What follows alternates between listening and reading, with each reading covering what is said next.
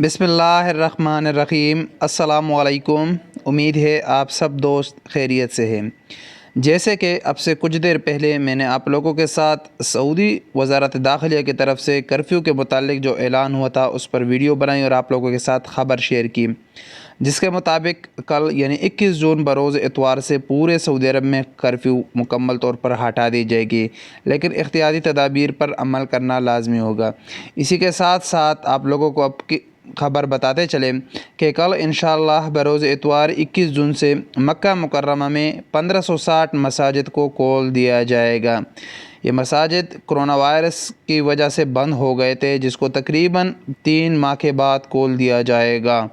ان تمام مساجد میں اسٹیکر اور احتیاطی تدابیر کے لیے جتنے بھی انتظامات ہیں وہ مکمل کر دیے گئے۔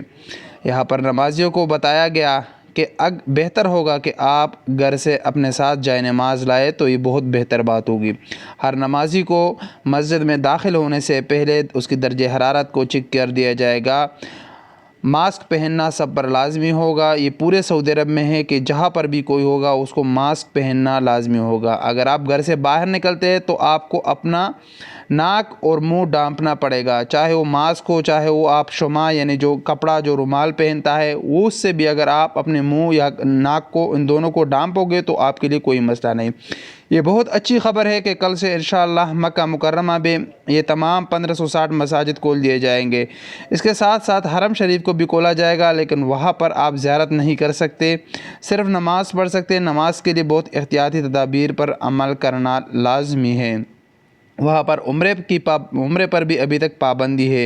اس کے ساتھ ساتھ آپ کو پہلے بھی بتایا تھا کہ مسجد نبوی اس وقت اوپن ہے، اس کو کھول دیا گیا ہے، وہاں پر آپ زیارت کے لیے جا سکتے ہیں، روضہ رسول کی زیارت آپ کر سکتے ہیں۔ لیکن مکہ مکرمہ میں اس وقت خانہ کعبہ بند ہے، اس کو آپ نہ طواف کر سکتے ہیں نہ وہاں پر کوئی زیارت کر سکتے ہیں۔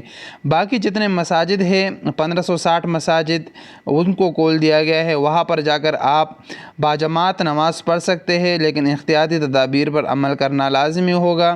یعنی 2 میٹر کا فاصلہ نمازیوں کے درمیان رکھنا لازمی ہے۔ بیچ میں ایک صف چھوڑ کر دوسرے صف میں کھڑا ہونا ہے۔ وضو گھر سے کر کے آنا پڑے گا، کیونکہ مسجد کے جتنے بھی ٹوائلٹس ہیں ان کو بند کر دیا گیا ہے، وہاں پر آپ وضو نہیں کر سکتے۔